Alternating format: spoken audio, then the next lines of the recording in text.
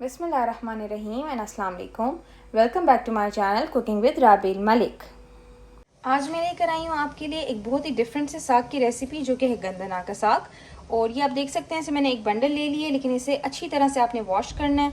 ये बहुत ही मज़े का साग बहुत जल्दी से बन जाता है और इसकी सबसे अच्छी बात यह है कि इस साग को हमें साफ़ करने की कोई इतना लंबा चौड़ा टेंशन नहीं होती। बस इसको जल्दी से आपने करना है वॉश और मेरे साथ देखते रहें कि हमने इसको किस तरीके से करना है कट। आई होप आपको आज की रेसिपी बहुत ज़्यादा अच्छी लगेगी। यहाँ मैंने साग को अच्छे से जो है वो वॉश कर लिया है और इसकी कटिंग उसी तरह करनी है जिस तरह आप जो स्प्रिंग अनियन यानी कि हरे प्याज की कटिंग करते हैं। इसके यहाँ से इन हेड्स को जो है वो आपने रिमूव कर लेना है, एक साथ ही रखें और बहुत ही आसानी के साथ ये कट जाएगा इस तरह से। अब आपने इसको छोटे छोटे पीसेस में कर लेना है। अराउंड 1 इंच का ये पीस मैं ले रही हूँ। तो देखें बहुत सारा इकट्ठा कट भी जाता है और बहुत ही मज़े का जो है वो इजी एंड क्विक सी रेसिपी है। इस तरह से आपने इसकी कटिंग कर लेनी।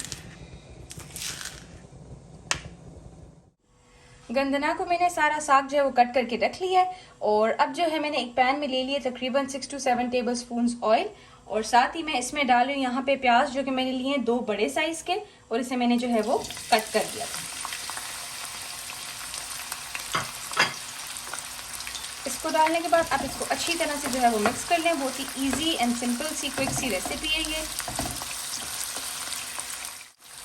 इसको जस्ट हमने थोड़ा सा जो है वो बस ट्रांसलूसेंट करना है, ज़्यादा गोल्डन ब्राउन जो है हमने इसको नहीं करना। और अगर आप मेरे चैनल पे नए हैं तो मेरे चैनल को ज़रूर सब्सक्राइब कर दें।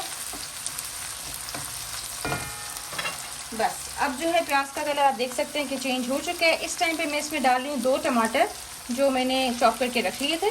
2 बड़े साइज़ के लिए, अगर आप छोटे लें तो फिर आप 3 भी ले सकते हैं। और इसको भी इसके साथ अच्छी तरह से जो है वो मिक्स कर लें।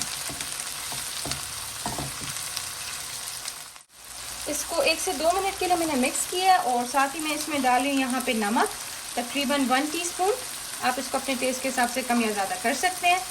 साथ ही मैं इसमें डाल रही हूँ रेड चिली पाउडर 1 टीस्पून, हल्दी 1/2 टीस्पून और इसमें जाएगा सूखा धनिया 1 टीस्पून। ये डालने के बाद इसको अच्छी तरह से जो है वो हम करेंगे मिक्स। यहाँ आप देख सकते हैं कि टमाटर और मसाला हमारी बहुत अच्छी तरह से जो है वो भून चुके हैं।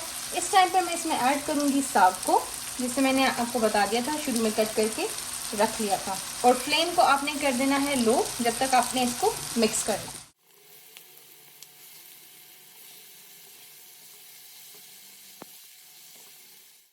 साग को मिक्स करने के बाद मैं यहाँ डाल रही हूँ 1 टीस्पून ज़ीरा पाउडर।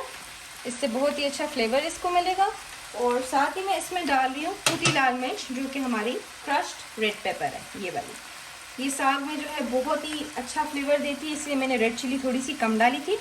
और अब हमने इसको अच्छी तरह से जो है वो कुक कर लेना है।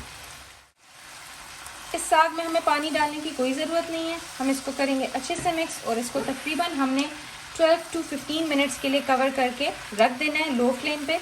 ये खुद ही अपने ही पानी में जो है बहुत अच्छी तरह से कुक हो जाएगा।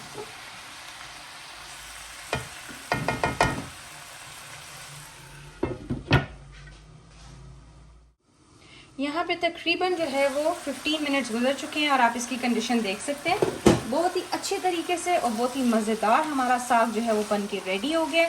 Refreshing, healthy and full of nutritions आ गई है। आई होप आपको आज की रेसिपी अच्छी लगेगी। तो अब हम इसको करेंगे डिश आउट और मिलते हैं आपके साथ एक नेक्स्ट एक्साइटिंग रेसिपी के साथ। Till then take care and अल्लाह हाफिज़।